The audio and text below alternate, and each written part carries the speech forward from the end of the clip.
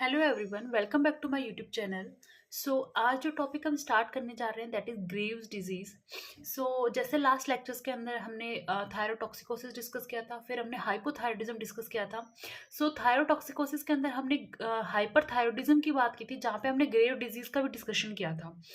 अभी यहाँ पे ग्रेव डिजीज को हम ब्रीफली पढ़ते हैं। ग्रेव डिजीज क्या होती है? ग्रेव डिजीज जो होता है एक ऑटो इम्यून कंडीशन है। ऑटो इम्यून मतलब कुछ इसके अंदर इस टाइप के एंटीबॉडीज का फॉर्मेशन होता है जो खुद की ही थायराइड ग्लैंड को क्या करती है, डिस्ट्रक्शन करती है। ओके, सो ग्रेव डिजीज एक ऑटो इम्यून डिजीज है। इसके अंदर नॉर्मली क्या होता है, जैसे हमें पता है, हमने पहले भी हम डिस्कस कर चुके हैं कि जो हमारी पिट्यूटरी ग्लैंड होती है, पिट्यूटरी ग्लैंड से थायराइड स्टिमुलेटिंग हार्मोन आता है। और जो हमारी थायराइड ग्लैंड होती है, थायराइड ग्लैंड पे ऊपर आके ये क्या करता है, एक्ट करता है। और यहाँ पे क्या करता है, जो हार्मोन रिसेप्टर कॉम्प्लेक्स का फॉर्मेशन होता है, उसके बाद में अंदर क्या होती है, CAMP साइकिल स्टार्ट होती है। एंड देन आगे क्या होता है, हमारा थायराइड हार्मोन का फॉर्मेशन होता है। ठीक है, पर ये एक नॉर्मल चीज है कि thyroid TSH combine with the surface receptor of the thyroid cell and then synthesis and secretion of thyroid hormone. ठीक है, ये एक नॉर्मल चीज है। बट ग्रेव डिजीज के अंदर क्या होता है कि ग्रेव डिजीज के अंदर क्या होता है, बी लिम्फोसाइट्स जो होते हैं वो ऑटो इम्यून एंटीबॉडीज का फॉर्मेशन कर देते हैं, जिन्हें हम थायराइड स्टिमुलेटिंग एंटीबॉडीज कह देते हैं।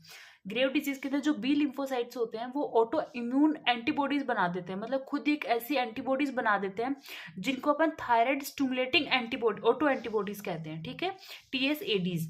ये एंटीबॉडी क्या करती है, एकदम TSH की तरह काम करती है, TSH की तरह एक्ट करती है एकदम।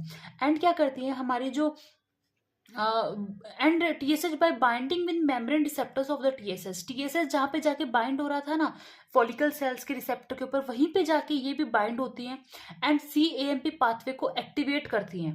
थायराइड फॉलिकुलर सेल के अंदर CAMP पाथवे को एक्टिवेट करती है, मतलब जो काम नॉर्मल TSH कर रहा था वही काम ये एंटीबॉडीज जो होती है वो करती हैं। ठीक है, जिसकी वजह से थायराइड हार्मोन का हाइपर सिक्रेशन देखने को मिलता है। और high concentration of thyroid hormone की कंसेंट्रेशन बॉडी में बहुत ज्यादा होती है, क्योंकि TSH कब आता है, TSH तभी आता है जब हमारे मतलब जैसे हमारी बॉडी के अंदर अगर थायराइड हार्मोन का लेवल, अगर T3 T4 का लेवल कम हो रहा है, देन स्टिमुलेशन जाता है किसके पास, हमारी पिट्यूटरी ग्लैंड के पास, कि हमें बॉडी के अंदर थायराइड हार्मोन का लेवल कम है तो आप और ज्यादा सिक्रेशन करो।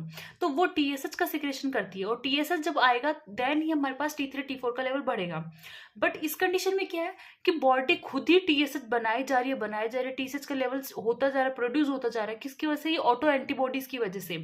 तो थायराइड ग्लैंड को तो यही लगेगा कि थायराइड हार्मोन का फॉर्मेशन करना है, क्योंकि TSH आ रहा है, तो थायराइड हार्मोन फॉर्मेशन करती रहती है, बहुत ज्यादा एक्सेसिव अमाउंट के अंदर थायराइड हार्मोन का प्रोडक्शन होता है यहाँ पे। ठीक है, the high concentration of thyroid hormone causes by the auto antibodies, in auto antibodies के द्वारा थायराइड हार्मोन का कंसेंट्रेशन बॉडी में बहुत ज्यादा हो जाता है, और इसलिए TSH के प्रोडक्शन को सप्रेस किया जाता है। मतलब TSH का प्रोडक्शन, जो ओरिजिनल TSH का प्रोडक्शन होता है ना, उसको धीरे धीरे धीरे सप्रेस कर दिया जाता है। वो प्रोडक्शन कितना लिया तो लो हो जाएगा, ऑलमोस्ट जीरो हो जाता है।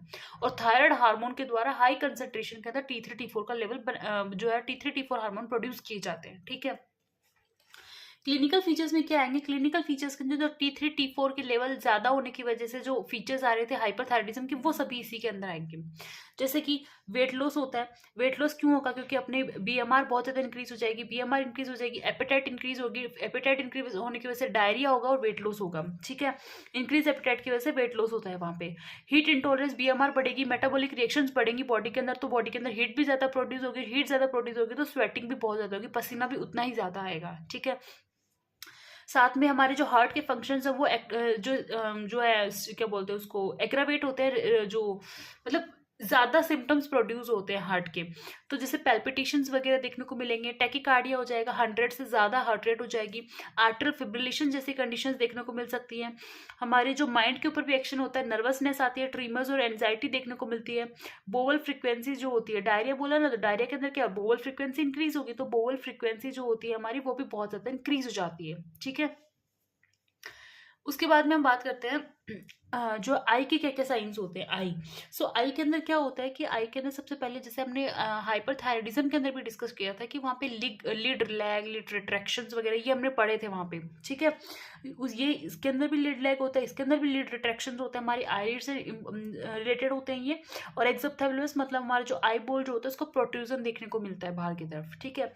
उसके साथ पेरी ऑर्बिटल इडिमा देखने को मिलता है, आई का जो बाहर का ऑर्बिट है उसके अंदर इडिमा देखने को मिलता है।